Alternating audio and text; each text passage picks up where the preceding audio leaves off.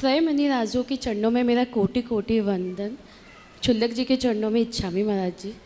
महाराज जी, मेरी जिज्ञासा ये है कि वर्तमान समय में जिस हिसाब से इतने क्राइम्स हो रहे हैं, घटनाएं हो रही हैं, तो मन बहुत ज़्यादा विचलित हो जाता है।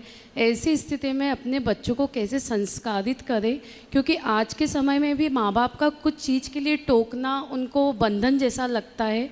तो ऐसे समय में कैसे बच्चों को संस्कारित करें। और महाराज जी, एक प्रश्न और है कि जिस हिसाब से आपने गर्भ संस्कार दिए, दाम्पत्य संस्कार दिए, और जो लड़कों में 8 साल या उसमें लड़कों के लिए भी संस्कार होते हैं, तो क्या ऐसा लड़कियों के लिए भी कुछ संस्कार हैं क्या? देखिए, इंदौर में अभी तक हुए नहीं है, बाकी चातुर्मास में तो प्राय करके या पंचकनक में सभी जगह होते हैं।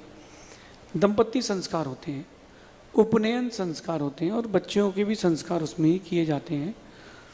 वो संस्कार की विधि इसीलिए है ताकि बच्चे भटके ना, और अगर कोई भटक गया हो तो सही रास्ते पर आ जाए। रही बात बच्चों को समझाने की, बच्चियों के भी संस्कार उसी में साथ में होते हैं। आप कहाँ से हैं? महाराज जी, इंदौर से ही है। बाकी अभी मैंने कोटा में कराए थे, जयपुर में कराए थे, भीलवाड़ा में भी कराए थे। इंदौर में ऐसा नियोग बना ही नहीं कि संस्कार हो पाए।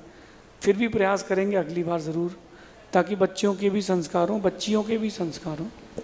अगर आप बात करते हो बच्चों के भटकने की या ना समझने की, मैं कहता हूँ कि अगर बच्चों को आपका टोकना बुरा लग रहा है तो आप समझ लो कि बच्चे आपके हाथ में नहीं हैं।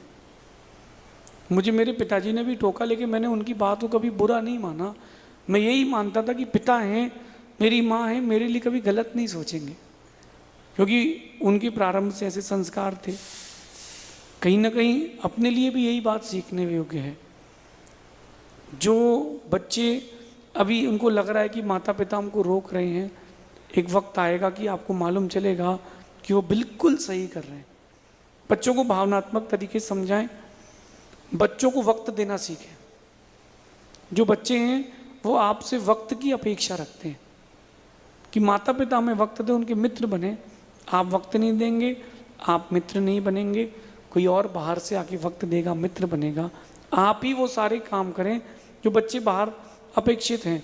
ऐसा करने से काम बनेगा।